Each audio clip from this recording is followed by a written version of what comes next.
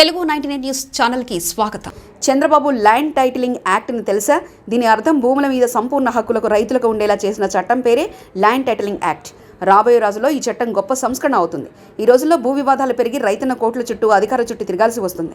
మీ బిడ్డ రాబోయే రోజుల్లో ఏ రైతన్న ఇబ్బంది పడకుండా ఉండేందుకు వారికి సంపూర్ణ హక్కులు కల్పిస్తూ భూ వివాదం ఉంటే ప్రభుత్వమే గ్యారంటీ ఇస్తూ వివాదం లేకుండా చేసే సంస్కరణ తీసుకురావాలని, ఎటువంటి వివాదం లేని టైటిల్ ప్రతి ఒక్కరికి ఇవ్వాలని మీ బిడ్డ లక్ష్యం అంటూ జగన్ చెప్పుకొచ్చారు.